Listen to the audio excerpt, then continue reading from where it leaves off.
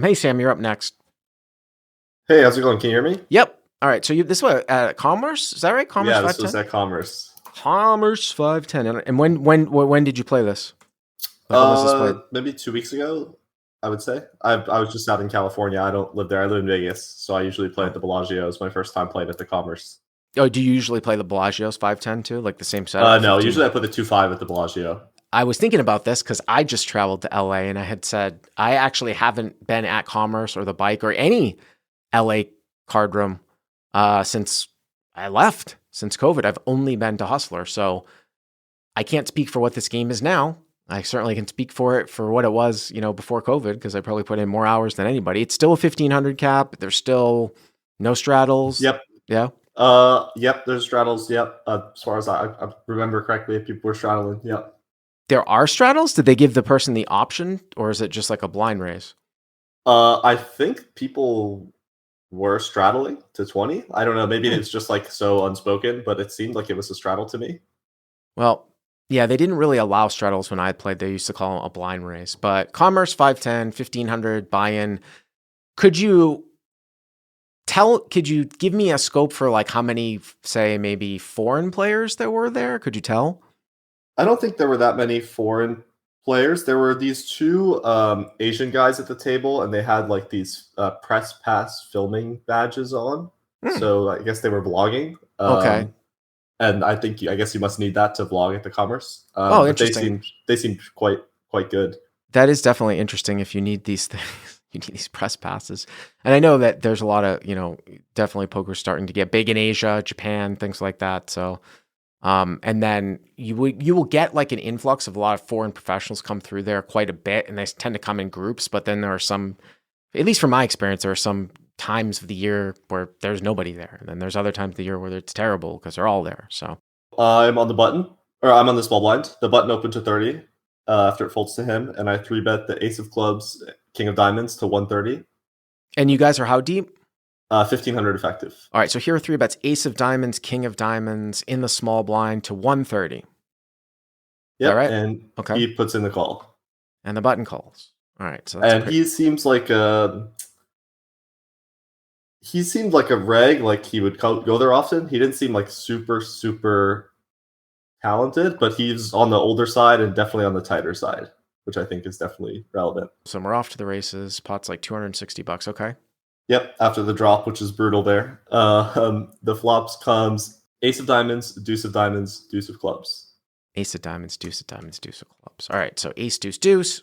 Hero with Ace of Clubs, King of Diamonds. Not a bad flop here.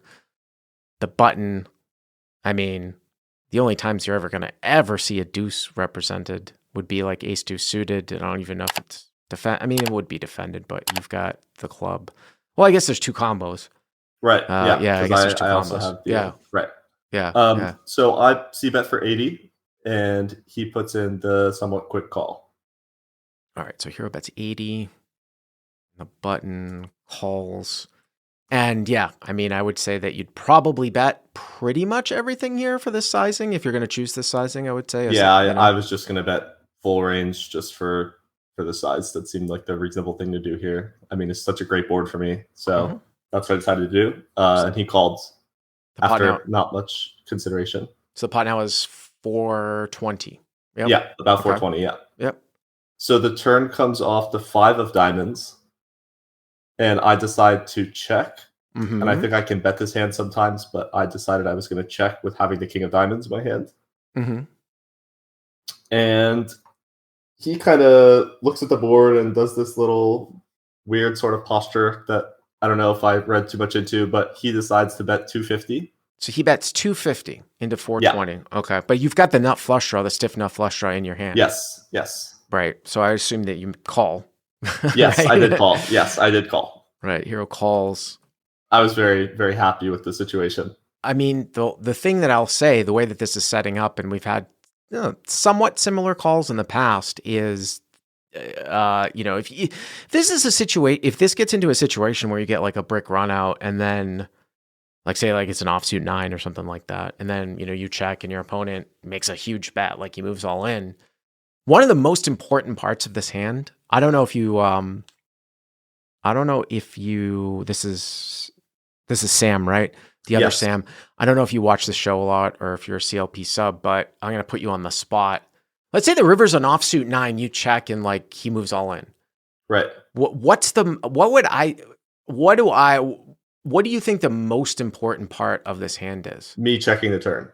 No, I would say actually it's more your flop sizing. It's the size of your flop bet. Now I know that you had said that you were going to do 100% range. Right. But the smaller that you bet the flop, the more this is going to be a bluff when you get to a run out at the end, because the more hands that he is going to call with on the flop that need to start bluffing. So if you had come out and bet like 230 on the flop and he called, and then you get to a run out like this, I would be way more apt to fold facing a river all in versus if you bet. Now you didn't bet like crazy. You didn't bet like 50.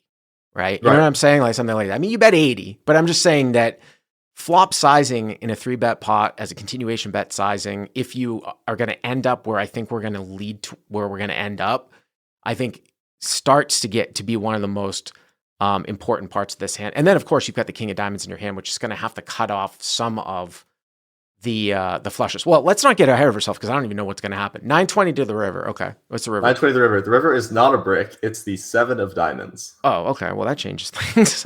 Yeah. Not quite a brick.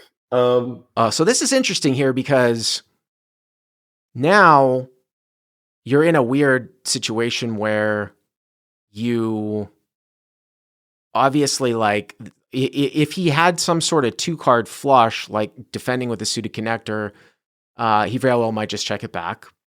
Right. Now, just because you check call turn doesn't necessarily mean that you always have to have a diamond in your hand, right? You might have played like ace king of spades the same way, right? Right. Maybe you would do more, I don't know, maybe you would do a little bit more betting. But you certainly don't always have to have a diamond.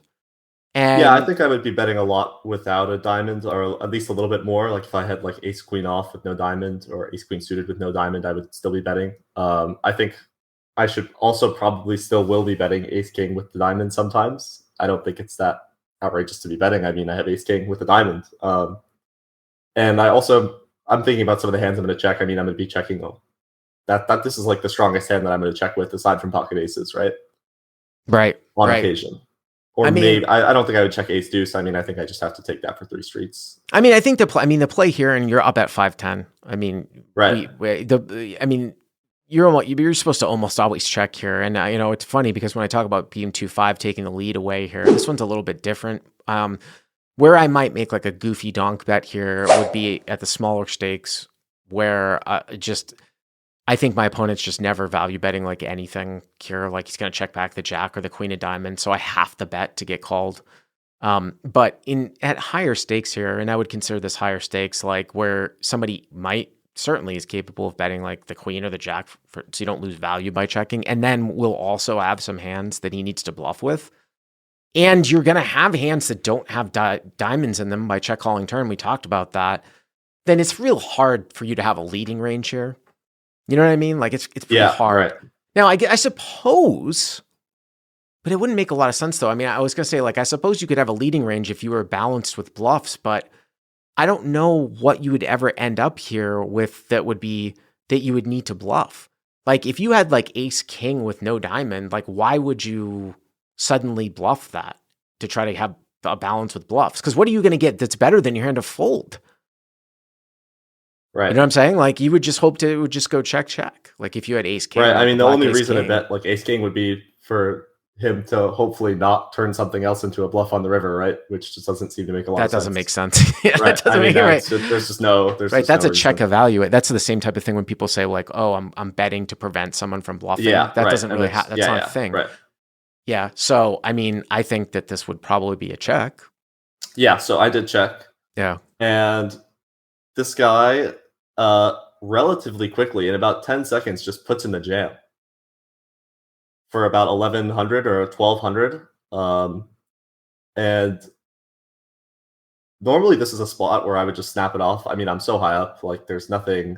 Right. It's kind of crazy, right? Because it's like, the troublesome part of this is that, again, it's a 4-flush board, right? So the fact that you have the king of diamonds means that he doesn't.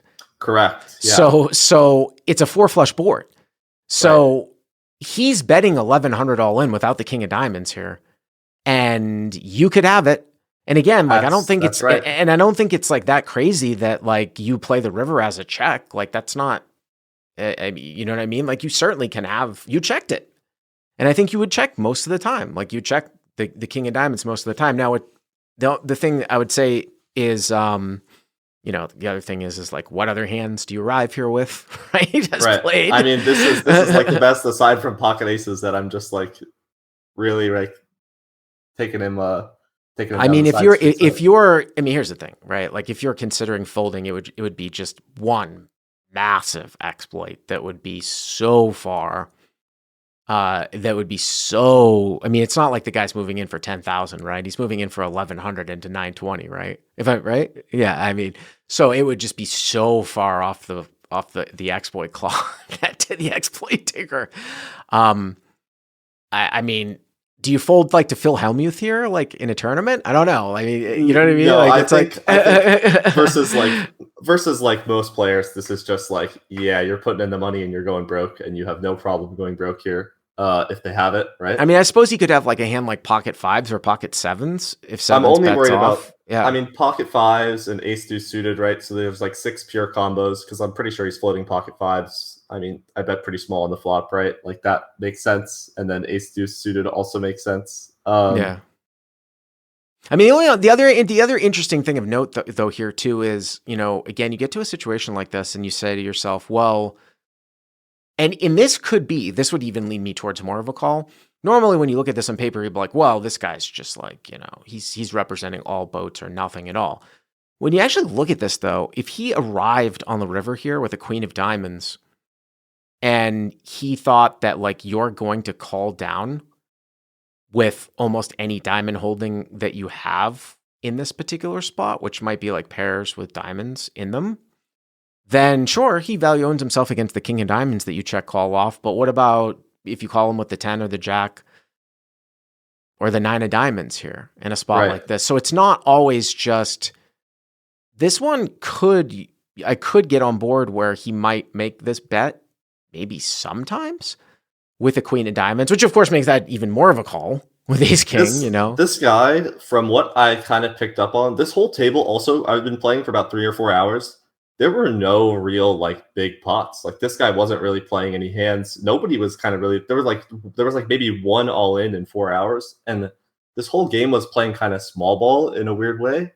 And this guy just did not seem like the type of guy to make a move. And the speed at which he put into all in really actually sent me into the tank. And I know that this is like the craziest, like if I decided to flick into fold, this is like the most exploitive fold ever. I mean, it's massive. Yeah. Yeah, like I'm sure like the solver is never ever folding, and it's like snap calling, and it's the happiest it's ever been, and it's winning like 20 big blinds in the long run. Right. But I was kind of thinking that if this guy, the only real concern is that I like if he jams the queen of diamonds and then I somehow find a fold and then he like owns me. That was like the only thing I was really scared about. And that is pretty high level. That is pretty high level though. You know what I mean? Like he'd have to be pretty high level, I think, to jam the queen of diamonds here. And you'll even at 5'10". So if you had played with him and you're like, oh, he's okay, you know what I mean? Or if he's one of those nit regs, then a lot of times you're not going to see that. He seemed like kind of a super nit, and all of the solver nerds are going to hate me, and you're going to hate me, and you're going to cry and put me in the thumbnail. But I actually did end up folding this hand. I know I never sent you the results. Wow. And I talked to a couple of pros about this. I'm lucky to be friends with a couple living in Vegas.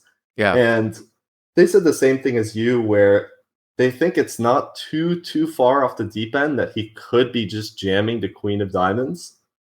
And I just didn't really see this guy ever doing that. And the speed with which he jammed, and the fact that he jammed and didn't take a smaller size, like I don't think he's deciding to turn like some low flush into a bluff. And I feel like he has to be turning some like 4-5 or 4-4 or 3-3 into a bluff at some frequency, right, with no diamonds, because a lot of the low flushes are just going to be checking back. Well, yeah, he's not turning a low flush into a bluff. I mean, he's got to have like something that's like almost like a backdoor that needs to start bluffing turn, which again, it is one of those things where you acknowledge that it's a gigantic deviation. Oh We, yeah, we I understand mean, that. for sure, this is like, Right. I think if it was one of those like Asian pro filmer vlogger guys, like there's no way I'm folding. It's like an impossible fold to make. Right. So I think what I would go back though too is that even if I wanted to make a major deviation here, again, I had said one of the most important parts of this hand was I think what the continuation bet flop sizing was. If I deemed that there would be enough hands where he would call to what you used, which was like a 30% pot size bet, hands that need to start bluffing on these types of turns, which normally would comprise of like the backdoor sort of Broadway types of holdings, but you sometimes will actually even see guys like overfloat, like with like 7-8 of clubs or something like that, to like really small sizing. If I have that coupled with, okay, so maybe he needs like, maybe there's like a lot of hands that he might get to that might need to start bluffing. And maybe there's a sliver of times that he does this with the queen of diamonds, then that's why it leans me towards a call, even if I want to make a huge deviation. You know yeah, what I mean? I'm not particularly happy with putting in the folds after thinking about it a lot more. But I think in the moment and the way that the table was playing it, and I knew obviously like sitting there, I'm like, I have the king of clubs or I have the king of diamonds, like just put the money in, you know? And like that's just my instinct. Like I'm just like, I have to control myself to not just snap it off, right?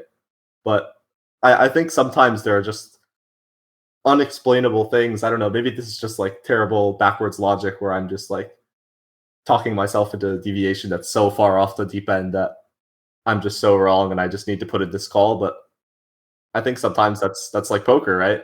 Did you end up finding out what he had? Nope, never found out. I know. I can see the I can see the comments already. Yeah. Now I yeah. can see the thumbnail. Knit. Somebody even said put a knit alarm. I'm In the looking thumbnail. forward to it. All right. Well, thank you very much for sharing, Sam. I appreciate it. Take care, Bart. All right. I do understand what Sam is talking about, though. Like all of a sudden, like you're in a game flow situation like that, and then like you check the king of diamonds, and then all of a sudden this guy rips in 1100 here into 900, and you're like, oh my god. Because again, anybody can have the king. You have the king of diamonds, so he doesn't have it. And I do, depending on the villain type, like a lot of those guys weren't going to jam the queen of diamonds into me either. So it's quite interesting.